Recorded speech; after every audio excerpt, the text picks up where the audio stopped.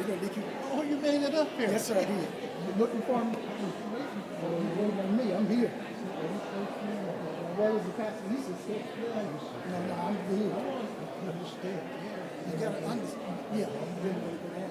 Put you up right there. Thank you, sir. Thank you, sir.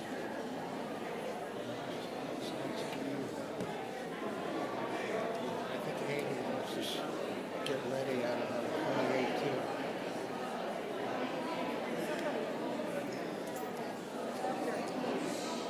I lost it. I've been talking so much I lost it. They jumped out of my pocket. Thank you. Thank goodness we take care of it. Yeah.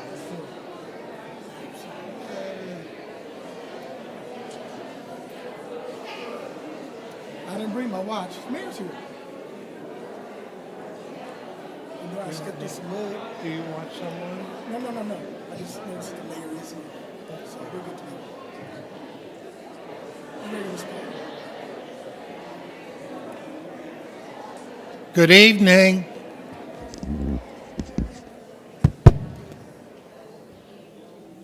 I think it's getting that time that we're going to get started, please.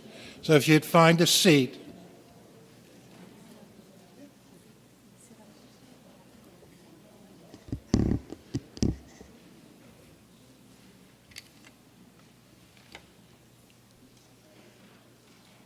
Well, first of all, welcome, and thank you for being here at Holy Redeemer. We are so happy to have you here this evening. My name is Deacon Tom Servone. I'm from this parish, Holy Redeemer, and our pastor is Father Jason Grease. And to get you in the very beginning here acquainted with our church and the surroundings, the restrooms are located in the narthex over in that corner by the water fountains. There's two of them. And that's near the door to the back parking lot. And the narthex is that large area behind you.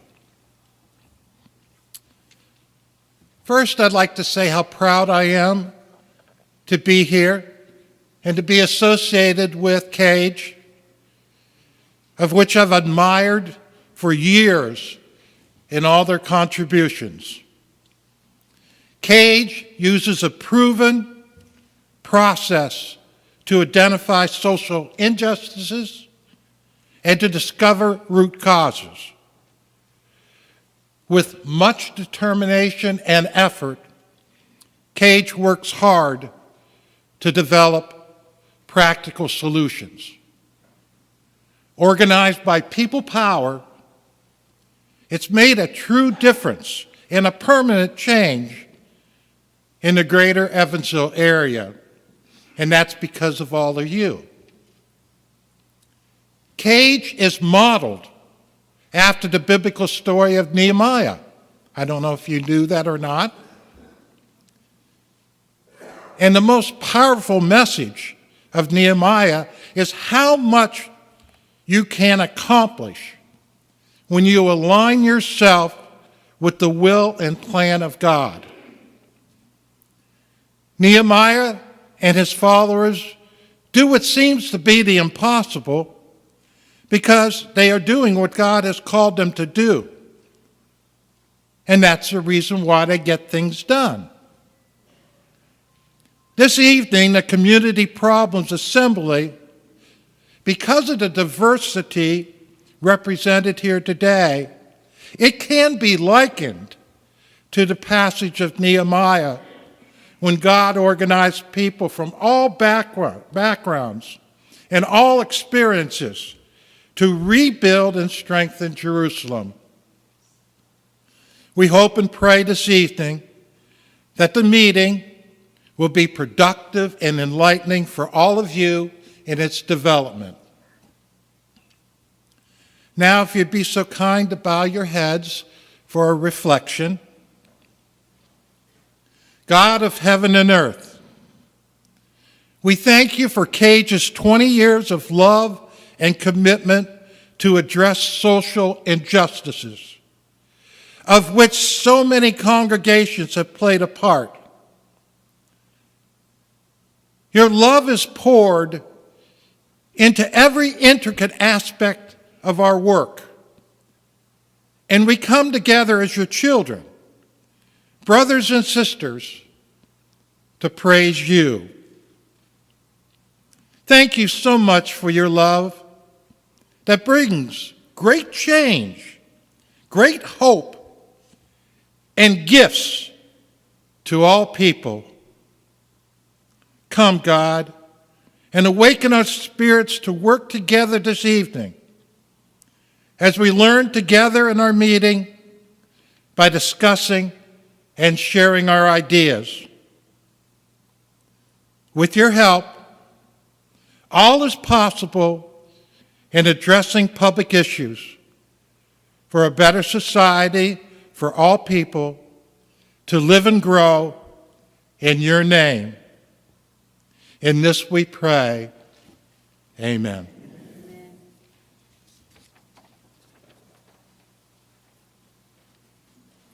Good evening. I'm Floyd Edwards. I am the pastor of the Mount Olive Galilee Baptist Church here in Evansville, Indiana, and I've served for the last 2 years as your co-chair for the CAJE organization. So we're gathered here tonight after our 5 weeks of listening, where hundreds of people across Posey, Vanderburgh, and Warrick County shared how they and their loved ones are impacted by problems in their communities. Many of you were in those house meetings, and many of you committed to join your congregation's justice ministry team because you believe in building the people power needed to transform our communities. And for that, I applaud you tonight because you're standing on the cusp of doing great and mighty things here in Evansville. On October 25th, 32 CAJE leaders met and narrowed down the problems that were shared, and the executive board has made recommendations for the ballots that you will have before you tonight. The problems may look similar to those that were moved forward in 2021.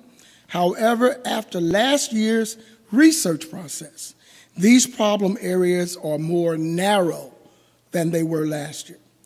The organization will take on one of these problems areas for an additional research and action. Later in this meeting, you will be asked to caucus with your congregation members and accomplish 3 tasks. The first one being, before voting, you will be asked to commit or affirm your commitment to your justice ministry team. Per our bylaws, our committed network members may vote tonight. Number 2, discuss the testimonies presented and any relevant stories that came from your listening process. And third, we need you to vote. Vote as a body of your team, and then we will gather those ballots and report back to you later on. It is also my responsibility to give you an update on the Evansville Affordable Housing Committee's progress. $5 million that Mayor Winnicky committed to allocate for the budget year 2022 was approved by City Council.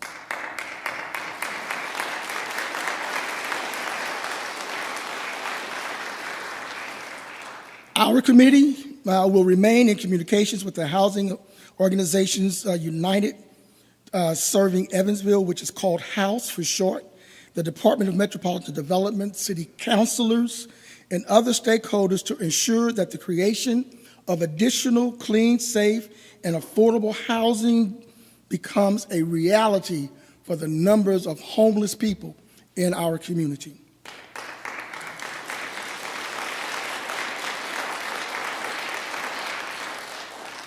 Last year, we turned out at our Nehemiah Action close to 1,100 people. But we can do better than that because we're greater than that. And each one of us tonight can invite 3, 4, 5 people to come and go along with us to our next Nehemiah Action. And we can turn the house out with your support. We will need to turn out a lot of people in 2023, of course. And that will be for us to voice our support of the additional $5 million that Mayor Winicky committed to allocate for the Affordable Housing Trust Fund, and that will come from the ARPA funds that was established a couple of years ago. We will notify this body of the date that we will be in City Council to advocate for the additional $5 million. CAJE gets things done, right? I mean, we have seen stuff get done, not always in a hurry. Some things take time. It needs to mellow like fine wine. But as we approach, we see that people learn that we are committed to what we're advocating for. And that's the strong message that CAJE sends, not only to those in the community, but to those who lead our community. You can invest right now, if you will, in your seats by scanning the QR code in your program, or you can drop off an investment in the box in the narthex as you leave tonight. My wife and I have decided to up our pledge next year, and so we encourage you to do the same if you can. All of us cannot, but then every little bit helps, and we appreciate your contribution.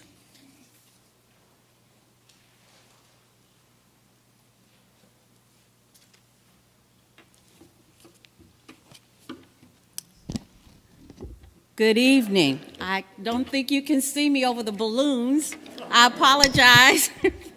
My name is Vicki White, and I attend Cleves Memorial Christian Methodist Episcopal Church. I serve as a Justice Ministry Network member, and I am a member of the High Utilities Bills Research Committee. Last year, we took on the problem of housing security.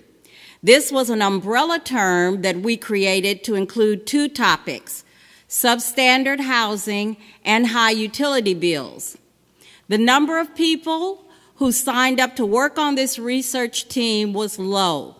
Most of those that did sign up concentrated on high utility bills, particularly high center point electricity and gas bills. Over the past year, the High Utilities Research Team learned a lot. We mostly learned that this requires a state solution. We learned that regulation of utility rates is determined at the state level, with the governor appointing the Indiana Utilities Regulatory Commission's chair. We learned that a solution requires a multi-year campaign. One of the most important things CAJE did regarding high utilities was to propose a coalition of faith, environmental, social justice, and consumer advocacy groups to work together on this issue. The coalition includes Tri-State Creation Care, Congregations Acting for Justice and Empowerment, us, Daughters of Charity Evansville, Direct Action Against Centerpoint Energy, also known as DACE, Evansville Audubon Society, Indivisible Evansville, League of Women Voters of Southwestern Indiana, the NAACP, Valley Watch, Veterans for Peace, and Ohio Valley Beyond Coal. During the past year, this Energy for All coalition participated in each group's letter-writing campaigns, signing petitions, candidate forums, and visits to the State of Indiana 21st Century Energy Task Force. Sadly, we did not produce the people power with any of our groups that we could have.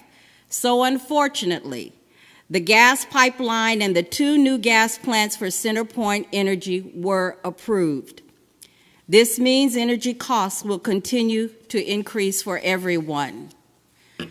Despite the challenges, we believe CAJE had a moral obligation to highlight this issue with our state and local representatives. We must have energy reform in the state of Indiana in order to solve the systemic problem of high energy bills.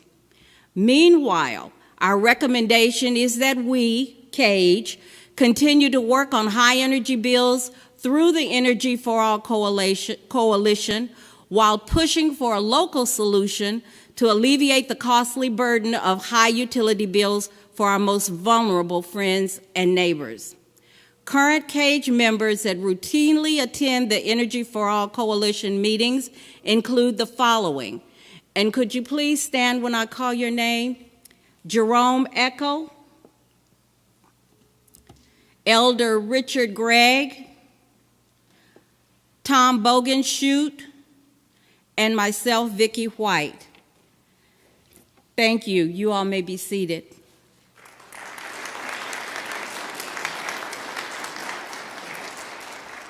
At the same time, while we work with the Energy for All Coalition, we further recommend that CAJE renews efforts to work on the substandard housing portion of the Housing Security Initiative. Thank you.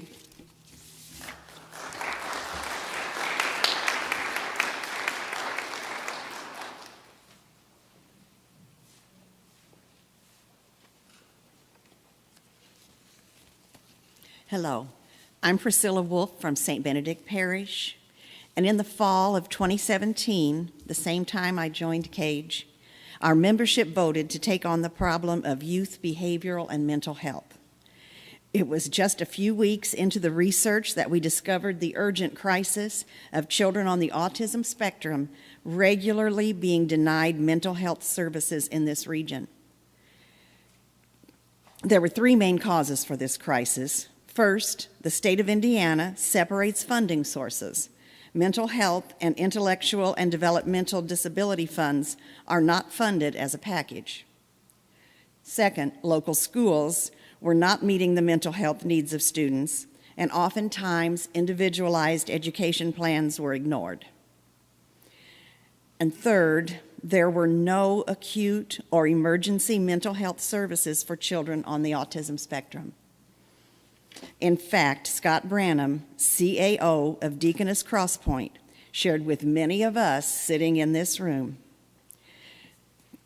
that families were advised to move out of the state if they wanted adequate mental health services for their kids.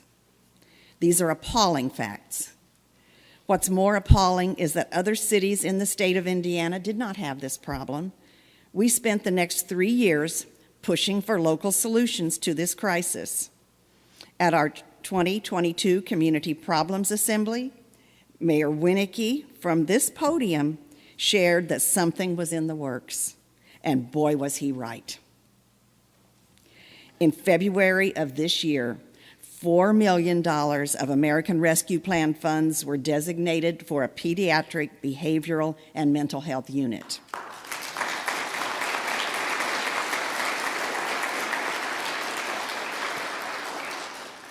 If not for our persistence, your persistence and prayers, this might never have happened. I will now read an update from Southwestern Behavioral Health President Katie Adams.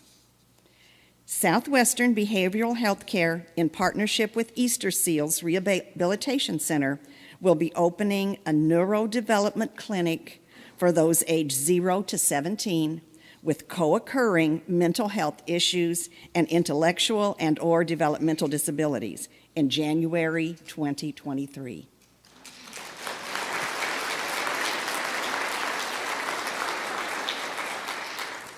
We will be operating out of a temporary space near our main office location while we design and renovate a building to be a new permanent space for this multidisciplinary partnership in Evansville. We will begin with a soft opening due to our continued need to recruit more staff so we can meet the community's need in a timely manner. This soft opening allows us to gain experience with this collaboration, train new staff, work out communication and workflow issues between our multidisciplinary team while serving a small group of families referred by Youth First and key pediatric providers in our community. We are hopeful to provide more information and marketing regarding this new service that will be in full swing in spring 2023. We will begin accepting students from USI and U of E for clinical placements in fall 2023. Thanks. Katie Adams.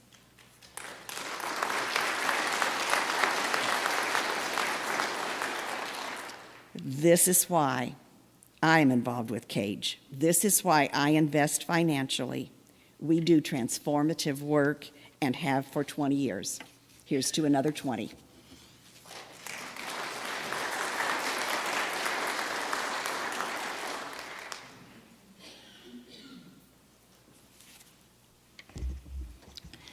And good evening. I am Jenny Tinbarge. I'm a network member from Holy Redeemer.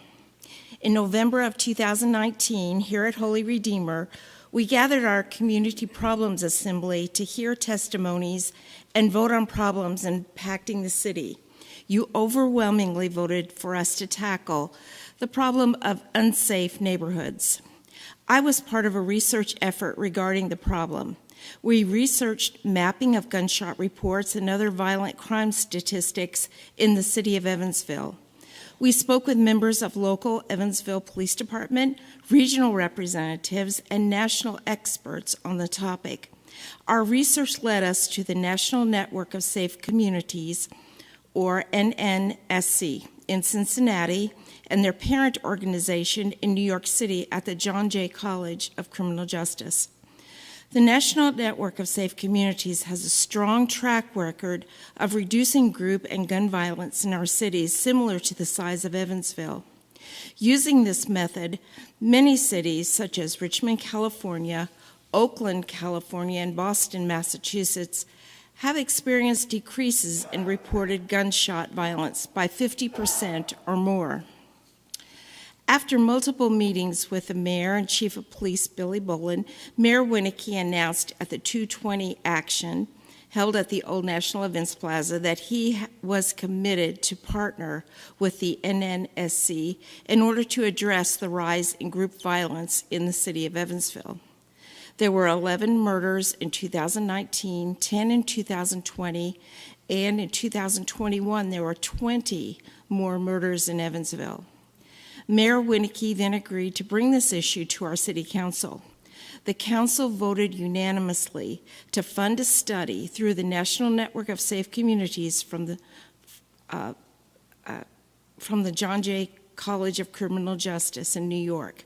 A large group of CAJE members attended that city council meeting in 2021, where $280,000 multi-year partnership with the NNSC was approved. This victory is the fruit of an arduous research effort to find an answer for safety in our community. The mayor took the NNSC's recommendation and formed the Group Violence Intervention Team, or GVI. Our very own Pam Decker and Reverend Larry Rasco were asked by the mayor to participate in this supervisory body. We know that turning things around will take a bit of time, and we are confident that the city's GVI partnership with the NNSC will accomplish that.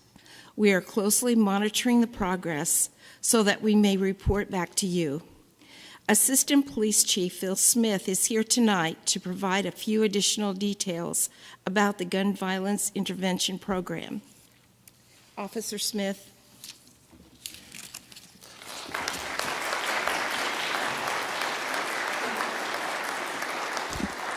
Thank you, Jenny. Glad to got the claps before the boos. Greatly appreciate that. No, thank you very much for having me. Again, I'm Philip Smith with the police department.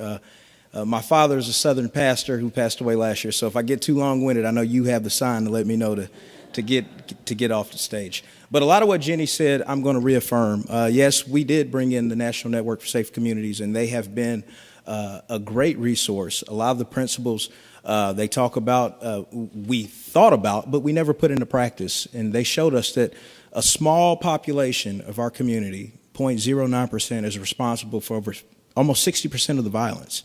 So how do we deal with that? Today I had the privilege of seeing Dr. Smith speak at the State of the Schools address, and he was asked a question, a very profound question, in a very profound way. A gentleman stood up at the end and said, Dr. Smith, high school dropouts are an issue with you. and they're an issue to us. We know that you're trying your best to deal with it, but how can we as a community help you? And I just thought that the way he asked that question was just something that hit a light bulb with me, is that we've been fighting crime since 1863 at the Evansville Police Department. That's how long we've been around. And we've arrested people for violent crimes that entire time. And we've found, and you see as well, that we're not going to arrest our way out of this problem. So what else is it that we can be doing? And coming up with GVI, identifying these incidents where gun violence has occurred. This year, we've had over, to this point, as opposed to last year, we've had over 38 exact more shots fired calls, and we've seized to this point, at the same time last year, 20 more firearms. Now, it's not been enough of a sample size to see if July, where the new gun law came into place, whether that's good or bad for us and our citizens. We do know that our officers are seizing more guns, and we do know that we have a large commitment from the community to get out and do something about it. You guys being here right now is evidence of that. And I think that a larger part of our community that's not here feel the same way. So we've had over 20 folks come in and be a part of our custom notification teams.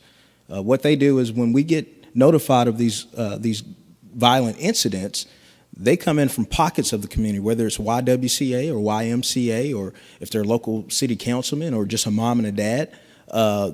They want to know, hey, how is it we can help? So we go out, our officers go out and talk to individuals that have been closely related to gun violence through our investigations, and we give them the following scenarios. We lay these things out to them. Like, guys, we know that you're involved in these things, and we want you to stop. If you don't stop, we're going to partner with our local prosecutors. We're going to partner with child support or whoever we can partner with, and we're going to try to put pressure on you to get you to stop. But if you want a way out, we're going to partner with our agencies like the YMCA if you need a gym membership, or the YWCA if you need a way out of a bad relationship, or whatever it is, if you need a job. And we've been able to hook a young man up with a job that said he wanted a way out. We've been able to hook a mother up with mental health aid because she lost her son and she didn't know how to deal with it. It was partnerships, coalescing what we have here in our community to come together and try to help get these young people out of this, because it's a big problem, guys. And though I gave you those numbers about the increases, I want to give you another number that's a decrease. And I don't know if it's a part of the national network's plan for us that we've implemented, but it's very, it's promising. It looks good to me. Last year, of all the violent incidents we had 24 violent incidents that we had no cooperation from anyone. Nobody would tell us, nobody saw anything, nobody heard anything. And, you know, that's part of the stop snitching culture. Well, this year we've had 9. So the violence, though it's still been kind of in place and we want to cap that off and get that lowered, we have had more cooperation from folks, which is a great sign. And I just want to thank you guys for, you know, pushing the envelope on those things. You know, when CAJE comes together to try to get stuff done, it works. We carry Narcan as a police department because of this body and because you pushed that. So, yeah, give yourselves a round of applause for that. But I want to thank you all for giving me the opportunity to come up here. And I don't see Pam Decker here, but Pam has been in those meetings as well, and she knows that we're coming together at the table and we're trying to come up with ways to end this some kind of way or bring it to a screeching halt. We're all in this together, and just like that young man asked Dr. Smith, what is it we can do? We can do exactly what you guys are doing. Stand up and say, hey, let's work together instead of pointing fingers at folks. So thank you very much for my time. I greatly appreciate it.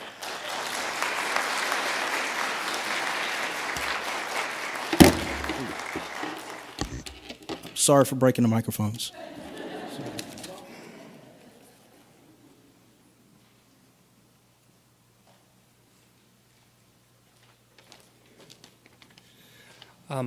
I am not Mike Skravuzko, and I never get his name right, but I get my name, which is equally hard sometimes. I get always that one right. My name is Tom Bogenschutz from All Saints.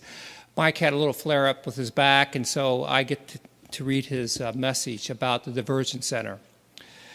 So after 8 years of CAJE pursuing the goal, in February of this year, the mayor proposed and the city approved initial funding for the Diversion or Crisis Care Center. This $300,000 allocation of American Rescue Plan funding ensures that the Crisis Center will begin operations 3 days per week in 2023.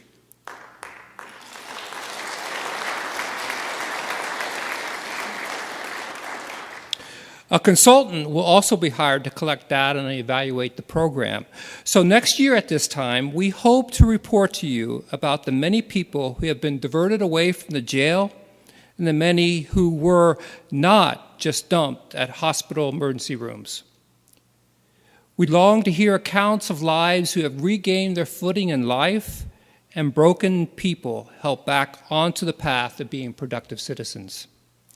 We thank the mayor for his leadership and the City Council for their approval and implementation of this vital program.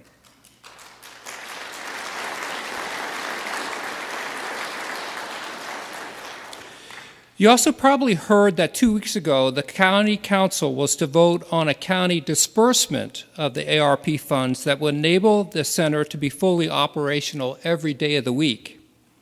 United Caring Services has held off hiring employees in anticipation of these funds to determine whether they would hire full-time or part-time employees.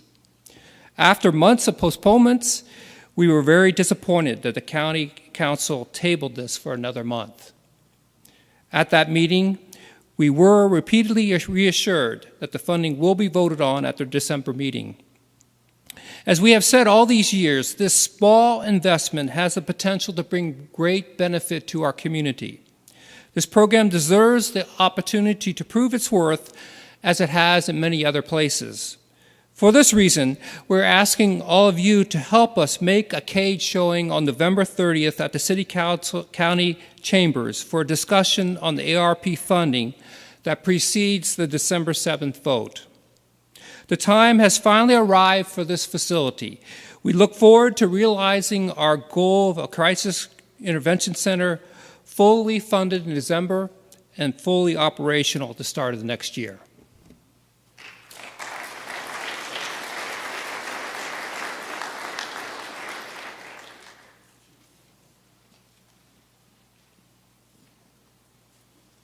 Good evening. Okay, there are way too many microphones up here.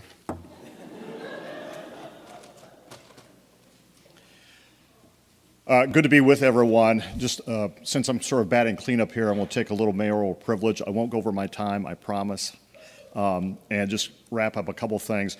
What Assistant Chief Phil Smith didn't tell you is that he is personally performing these one-on-one interactions with people who are suspected of group violence. This has the highest attention of our police department. I couldn't be more proud of his commitment and his leadership to this. I also wanted to, yes.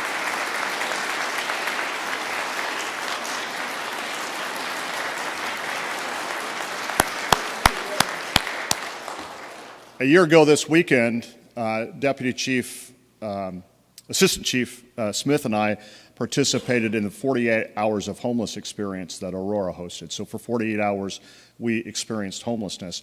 And what we witnessed it was amazing. It was the hardest thing I'd ever done.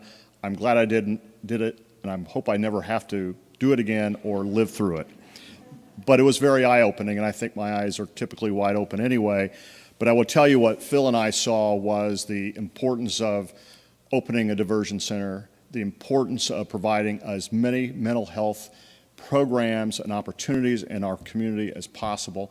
And we have a lot going on in that space, so I just want you to know, while we're committing money, there's things going on behind the scenes in that space on a regular basis that I think this group will be very proud of. So anyway, more to come on all that. And we'll talk a little bit about affordable housing. 3 or 4 years ago now, we started budgeting $500,000 a year toward our Affordable Housing Trust Fund. As you know, this council approved our request to do $5 million this year from our ARP allocation. We're committed to another $5 million next year. So that is all good news. The challenge is there are a lot of federal strings attached to that money. So we're doing our best to work our way through all the compliance issues because we don't want to get sideways with the U.S. Treasury Department. But we're committed nonetheless to finding the best use for those funds to help create as many affordable housing units as possible. And there are a lot of projects going on right now. I want to give you just a few. There's enough that I had to bring some notes. The Baker Flats, this has gotten a little media attention, but not a lot. This is being funded with home ARPA money or coming through HUD. The contracts for that unit will be signed in December. This will create 51 new units, studios, one and two bedroom units, mostly senior low income. Baker Avenue right near the Forge on Main. Many of you have probably seen that. I call that South North Main, where the old Beeler's Bilo grocery store is, now 180 new units. Those are 80% occupied. That's a combination of affordable and workforce housing. We need both in our community. It's not only filling a big need, but it looks good on South North Main. We're proud to partner with the Memorial Community Development Corporation. We recently acquired property for them. They are building 2 new single-family dwellings on Covert, one on Powell. They are also, thanks to the city's partnership, just recently acquired a new 10-unit multifamily facility at Cherry in Kentucky. And interestingly enough, in order for us to be able to swing some federal money that way, we had to require that one of those is for transitional housing. So it's one unit will be for someone or a family for a 90-day period if they're experiencing some sort of housing emergency. TrueVest, another private sector partner, recently received a $385,000 loan from the Affordable Housing Trust Fund for 3 new single-family homes on Short Bayard Park Drive. Advantix, which is the nonprofit arm of the Evansville Housing Authority, will open sometime in the early in the new year, the 38 new units at the Evansville Townhomes right there, Lincoln Avenue near downtown. Again, affordable housing. And many of you may have heard about our most recent project, Cargus. It's a building that opened in 1902.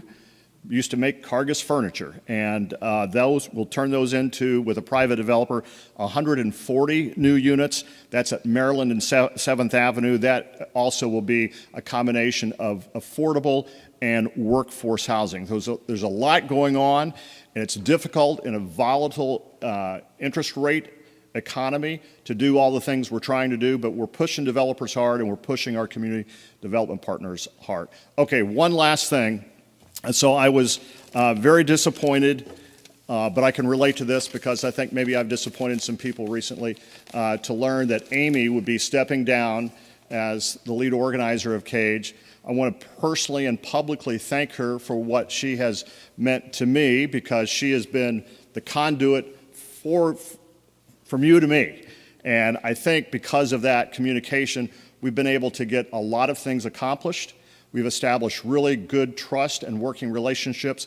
So, because my wife has been in my office recently and she's looked around and says, what are you going to do with all this stuff when you're done being mayor? I still get new stuff. And so I'm going to re-gift you something. But it's a good real re-gift. And I'm being that honest because, well, I'm in church and my priest is in the back. And plus, come up here, Amy. Yes, you may come up here. So I know it's rare that I get to hijack a CAJE event, but I'm doing it, sorry. But this is a good re-gift. Someone gave me a box of Libs candy, and I'm like, oh my gosh, what am I going to do with this? So as I was leaving the office tonight, I thought, Amy DeVries deserves this small token of my appreciation. Even though it's a re-gift, it comes from the bottom of my heart, and I appreciate all that you've done for me.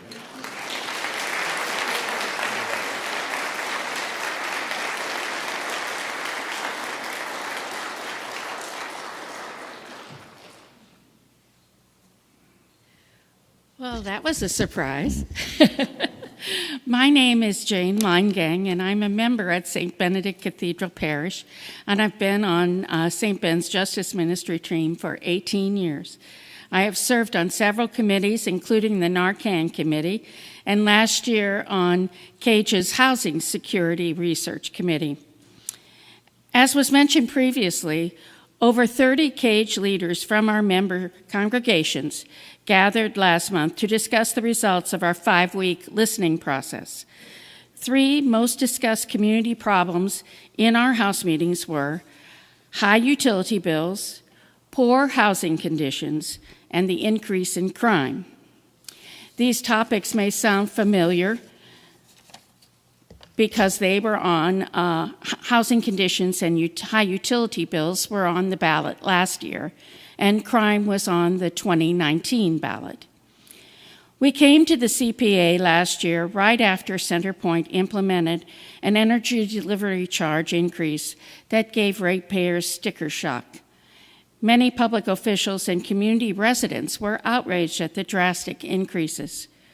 Our research showed that in addition to having paid the highest electric rates in the state for years, in 2021, we began to pay the highest gas rates as well. This year, people who attended House meetings reported, although they themselves have been able to pay their high utility bills, many new family members and acquaintances who could not. People are seeking help from our congregations, from the St. Vincent de Paul, and other arms of our work that give out charitable help. As months go on, people find it harder and harder to make ends meet. People who live in housing with poor insulation and inadequate appliances have a particularly bad time. Landlords who treat their property and their tenants as cash boxes, and landlords with questionable business practices have not gone away either. Our research revealed there are few inspectors and problems are not investigated quickly, or sometimes not at all. Economic conditions in Evansville as compared to elsewhere in the country have made it an attractive market for investors who live where it is expensive to buy rental property. These investors are not part of our community. They don't have long-term interest in keeping their properties in repair. Landlords like these can be hard to contact when repairs are needed, and neighborhoods where there are many absentee landlords see decline. The problem of area crime and security also concerns our membership. House meeting attendees reported their alarm at increased drug activity and gunfire in their neighborhoods, especially in areas that had not experienced problems before. As Jenny Tenbarge explained a few minutes ago, increased crime is not on the ballot tonight. We adopted this issue in 2019. Safe Neighborhood Committee continues its work and will continue to provide us with regular updates to our organization. So tonight we face a choice between taking on the problem of high utility bills or of poor housing conditions. We have defined each problem area further. For example, we say, if high utilities is our choice, we would be looking into how to remedy the problem of inefficient heating and cooling units and inadequate weatherization in people's homes. Under housing conditions, we would look into things such as mold remediation and problems that are of properties that have absent or inadequate appliances such as stoves and refrigerators or inadequate windows and doors. At our house meeting, we often ask, what makes you angry about conditions in our community? People sometimes bristle at the idea that they might be angry, but our anger over problems like these are justified. God's people should not be living in conditions that are unsafe and in homes that are impossible to heat or cool. Our anger can be put to good use if it leads us to correct the things that cause it.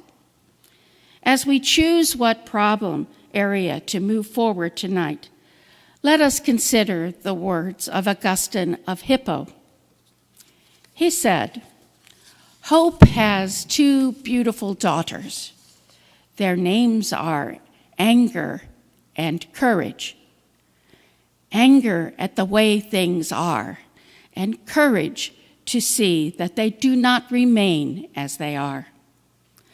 Let us live tonight in hope, tonight as we consider our choices. Now we will hear testimonies on the problem areas we are considering.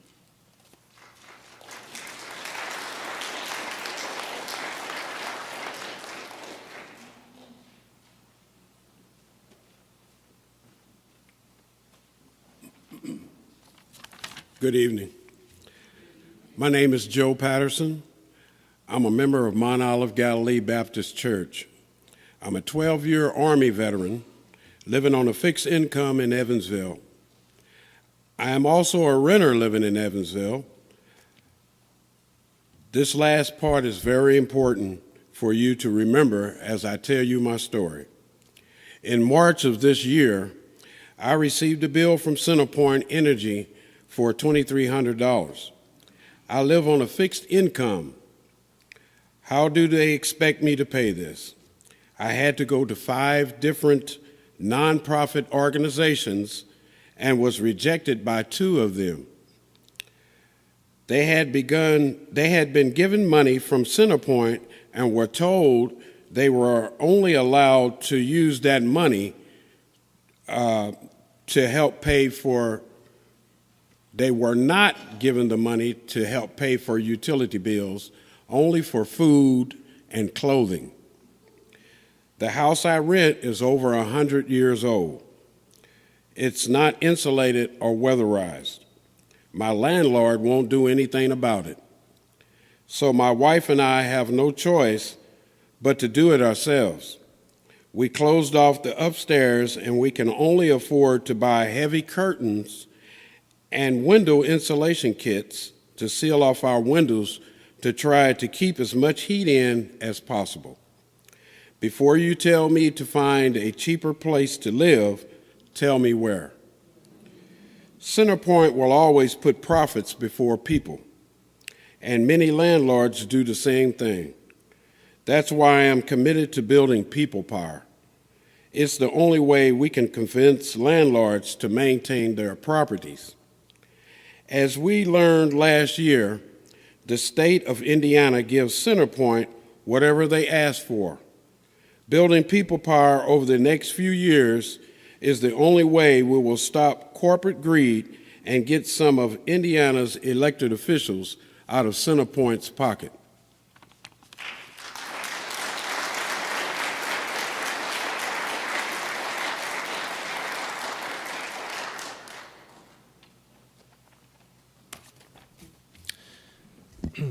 Good evening. I'm Noah Warner. I'm the Director of Case Management with St. Vincent de Paul here in Evansville. Many of our St. Vincent de Paul volunteers are also CAJE leaders, and they're here tonight. You understand that justice and mercy work go hand in hand.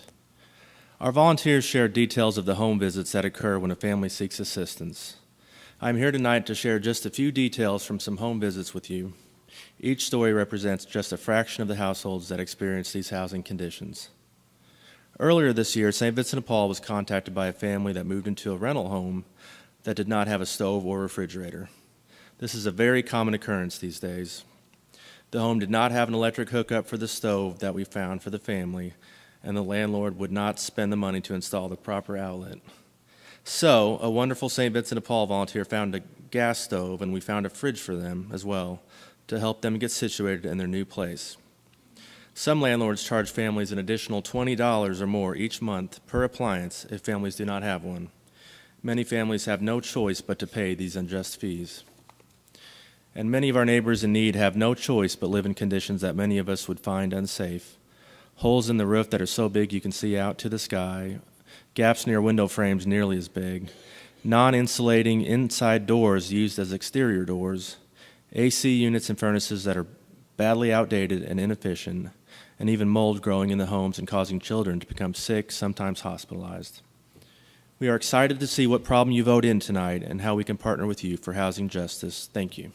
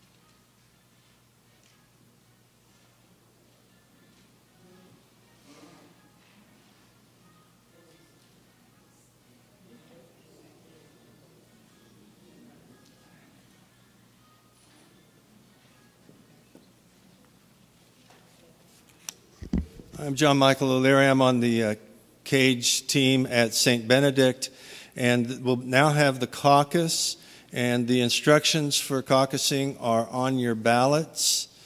And the program will tell you whether you meet here or in the narthex. There's a couple of groups meeting in the narthex and some meeting out here. Okay? So we begin the caucus now. And we're running a little bit late, so we'll have to adjust the time a little bit. We'll start it back in here probably 10 minutes later than what it says on the program. So try to... I'm sorry? Okay, that's great. So we'll stay with the timing that's in the program then. Thanks.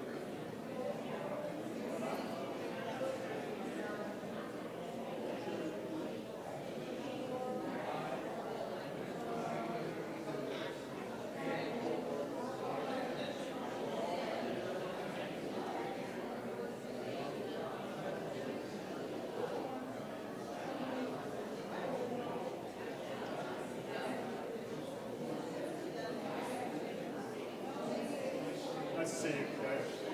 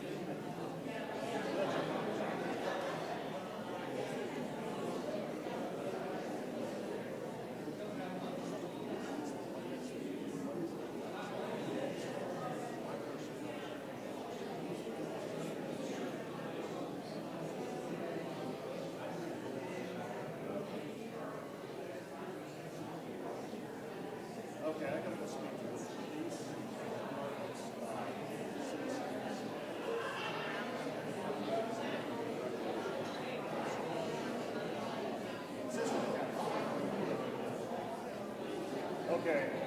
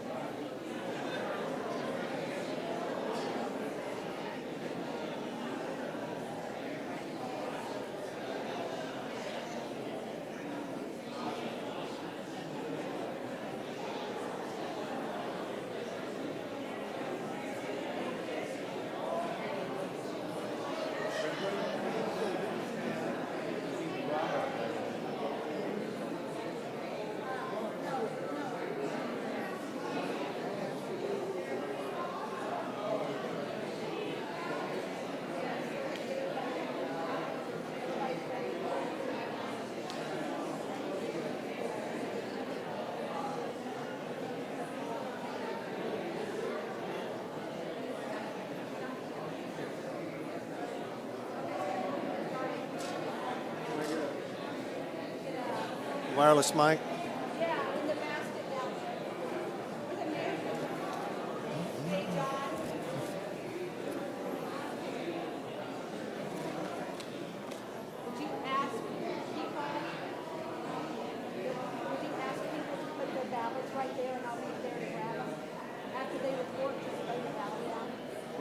Lay the ballot where?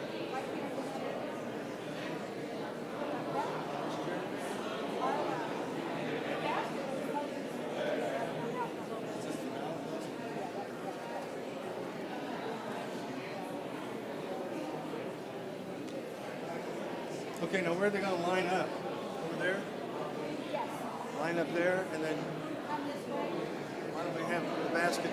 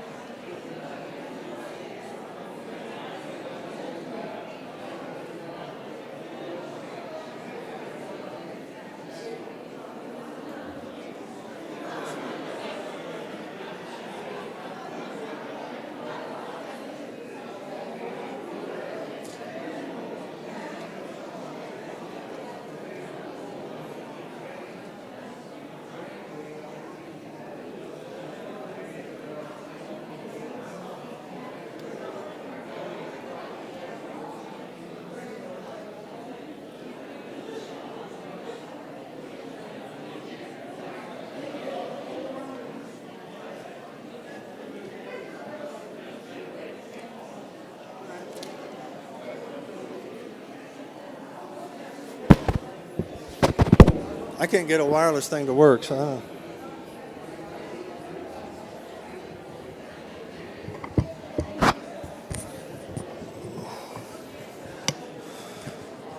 know. Okay, we're going to be gathering for counting the votes in a minute, but before we do, we're going to try and create a little energy in here. And if you look in your program, you'll see on the back inside cover, some lyrics, and I'm going to try and lead us through this song. This is old Pete Seeger song, and I'm going to try and give you the Peter, Paul, and Mary version. We're going to try and get a little energy in the air for justice. And if I had a hammer, you might remember this. I think it was 1964. I hate to say I remember it, but I better get a good key here.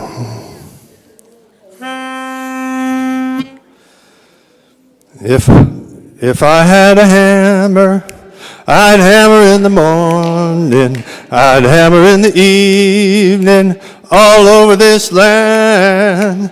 I'd hammer out danger, I'd hammer out a warning, I'd hammer out the love between my brothers and my sisters, all over this land. Ooh, if I had a bell, I'd ring it in the morning, I'd ring it in the evening, all over this land.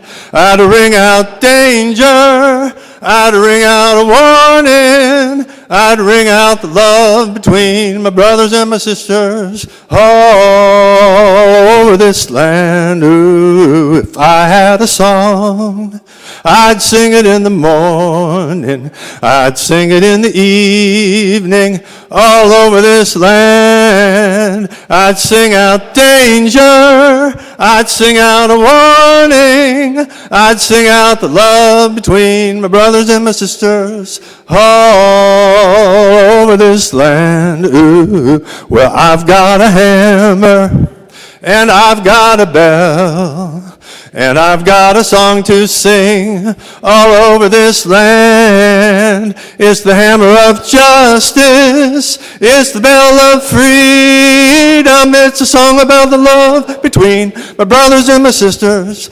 all over this land. It's the hammer of justice. It's the bell of freedom. It's a song about the love between my brothers and my sisters all over this land.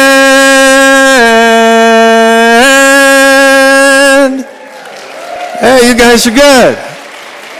Good job. One more. Yeah, they want to hear it again. Okay, well, we got to get moving.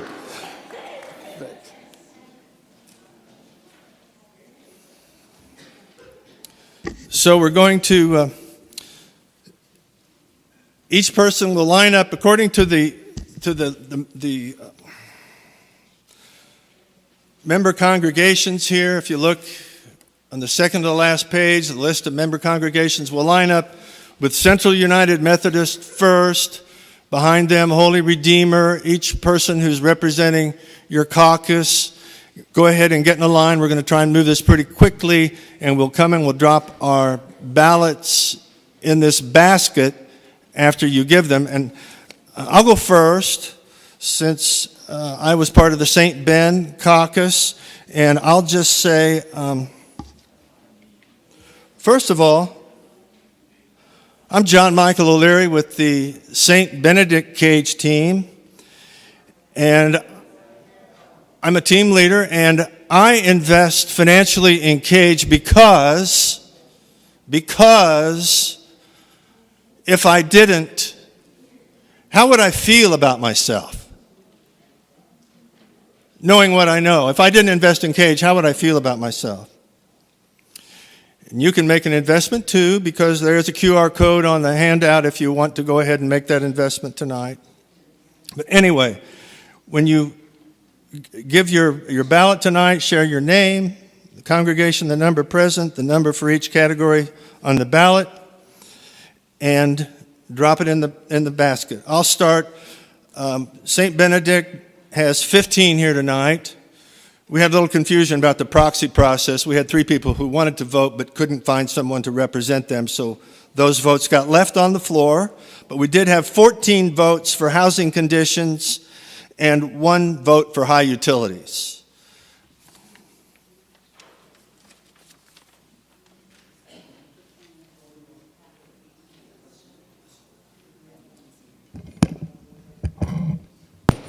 I tell you what, why don't you use this microphone here?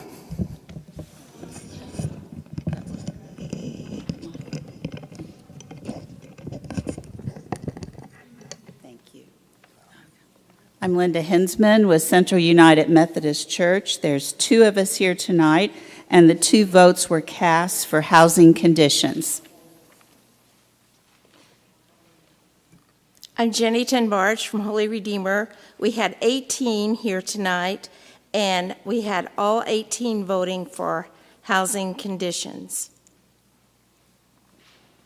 I'm Joe Patterson from Mount Olive, Galilee. We had 4 here tonight, and we all were for housing conditions. I'm Gina Robinson-Ungar from First Presbyterian. We had 4 here tonight, and all 4 voted for housing conditions. I'm Val Sisman with Holy Rosary Parish. There are 2 of us here tonight, 2 votes for housing conditions. I'm Elder Richard Gregg from the Community of Christ, and I'm the only one here tonight, and I voted for housing conditions. I'm Kay Platts from Bethlehem United Church of Christ. We have 3 people here tonight, and all 3 of our votes go to housing conditions.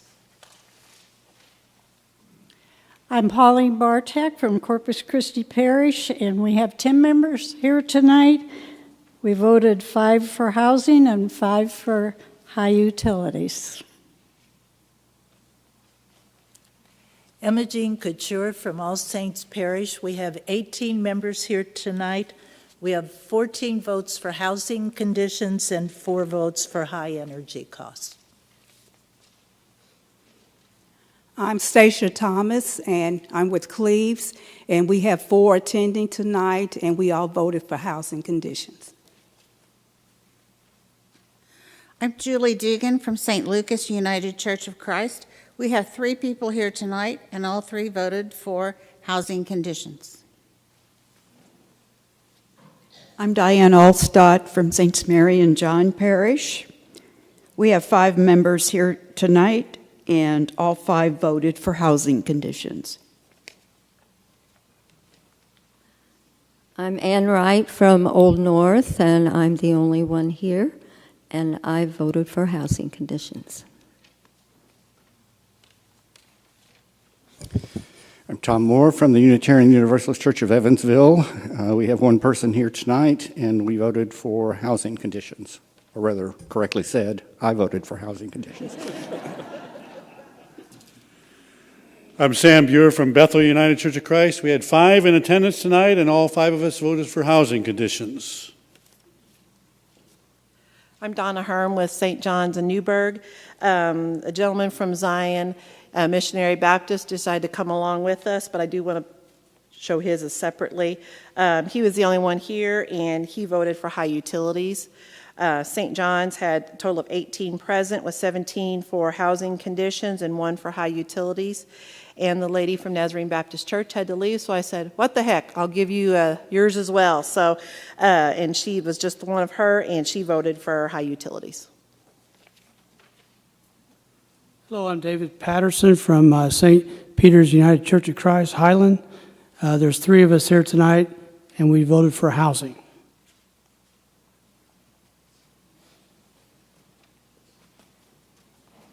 Okay, we'll have an official tally later, but now I'd like to welcome Elder Richard Gregg to talk about the executive board slate.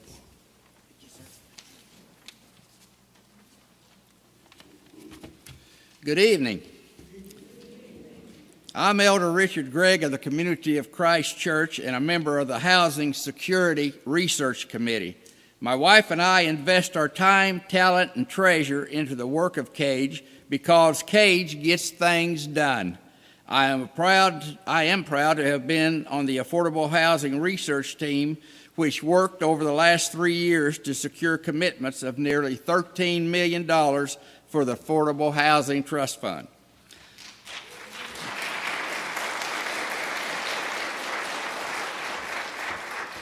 I'm also the chair of the nominations committee, and tonight it's my duty to present the 2023 Executive Board slate. Bios for each person on the slate can be made available by contacting CAJE staff. As I call your name, please stand at your seat and remain standing until the membership votes. The Board of Directors has approved the following slate of nominees. Co-Chair, Reverend Sam Buer, Bethel, UCC. There he is. Okay. Co-Chair, Mike Scavuso, Holy Redeemer Parish. I know he's not here, but I do assure you that I talked to him and he is willing to serve. Not going to put nobody in without their approval. Treasurer is Donna Herm, St. John the Baptist Catholic Church. Secretary is Vicki White, Cleves Memorial, CME. And at-large members of the executive board is Pam Decker, Nazarene Baptist. I know she's not here this evening either. Reverend Floyd Edwards, Mount Olive Galilee Baptist. Jenny Timbarge, Holy Redeemer. Brenda Meyer, All Saints Catholic Church. Now, I ask for a vote of affirmation to approve this slate of candidates for the 2023 Executive Board. Those in favor say aye. Aye. Any opposed, same sign. The 2023 board has been chosen. May God grant each of you the wisdom and strength of health to guide the organization in the following year.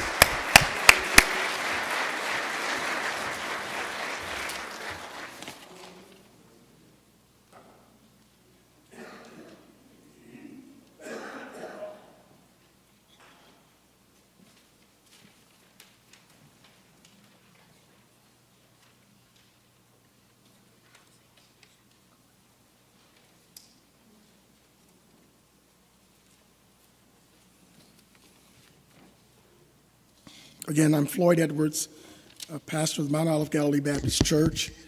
We do have the results. If some of you were kind of tallying along as they were reading it off, I'm sitting there with my head up, trying to keep it right. I still got the number wrong. So, but there are 107 votes for housing conditions, and there are 14 votes for high energy bills. The housing conditions will go forward to our research to action process. If you want to participate on a research team or want additional information about any issue campaign, please fill out the form in your program. We have baskets in the North Annex where you can place your completed forms. A note, our research kickoff is Monday, December the 5th at 6:30. We will give you the place, will be given to you within the week. CAJE staff will send out, again, additional details next week. I invest my time and my finances to CAJE simply because CAJE matters. It's my ministry. It's part of who I am. To speak for those who can't speak and to stand with those who feel all alone. CAJE stands, CAJE works, CAJE gets things done. And I'm honored to be able to invest in such an organization. So if you would like to make a financial investment, you can scan on the QR code in your program, place the investment in the box outside if you have one that you want to give tonight, and they are located in the Northwest as well, or you can mail it to the CAJE office. It is my pleasure to present to you our new co-chair for 2023, Pastor Sam. Come on. He's the guy that brought the rocks last year, if you all remember. You know, you got to catch the rocks and stand in front of folk and get the rock. I remember that. Job well done.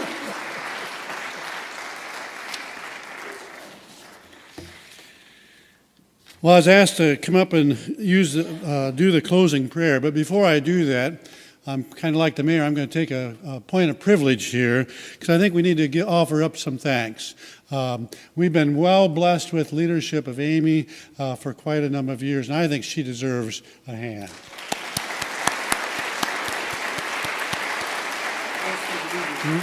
Hop in. You go take it. Preachers know how to tag. Tag preach. Amy? On behalf of the organization and for your dedicated service to our organization, we've got another card out there that everybody in the house signed tonight, okay? And so we want to present this to you with our thanks and appreciation, and for the flowers because you're such a beautiful person and you brought such beauty to the organization. Thank you. Godspeed.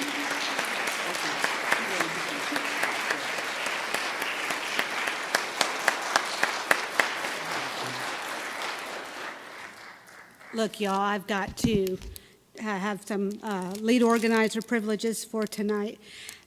You all have done it again. You have done almost the impossible. I am almost at a loss for words. You know, when I was a poor kid growing up in Newburgh, Indiana on Edgewood Drive, some of you know where that is, I would walk to what was then called Newburgh Pool. And I didn't have money to get into the pool, so I would pick ditch lilies and sell them to the people on Bell Road as I walked over to the pool. And I think it was because they wanted me to go away. But I managed to get the money to get into the pool. And sometimes I had money for a soft drink. So I think that was probably the beginning of me being persistent. And growing up in that home also taught me to advocate for myself because my parents were in no position to do that. And my brothers and my sisters advocated for one another. And so I'm not going anywhere. I'm going to continue here in Evansville, wherever the Lord leads me, but I will always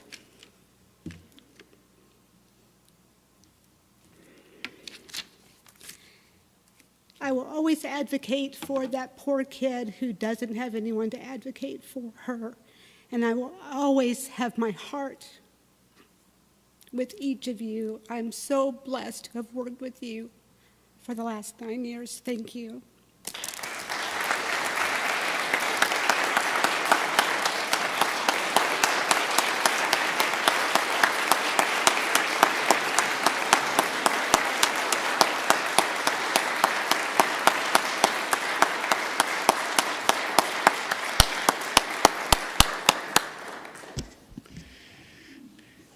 Amy definitely is a force to be reckoned with.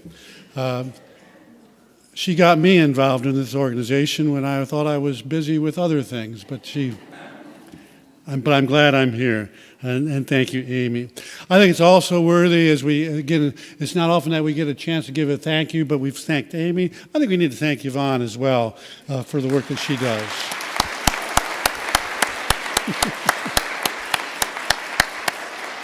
I know I'm going to be leaning heavily upon her in the very near future.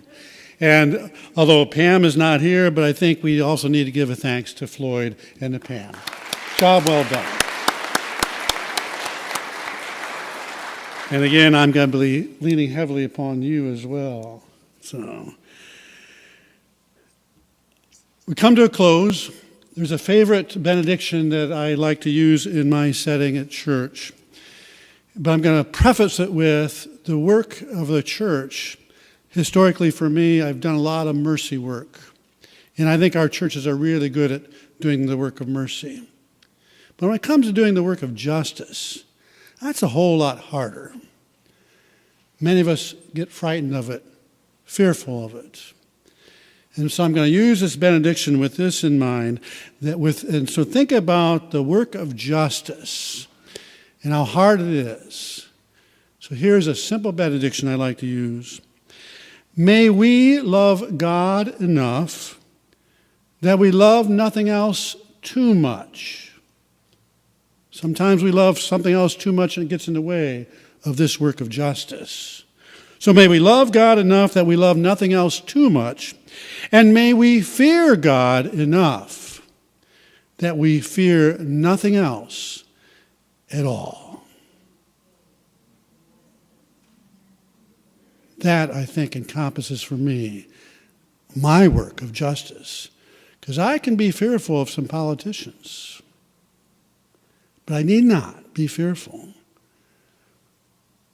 for God if I fear God enough.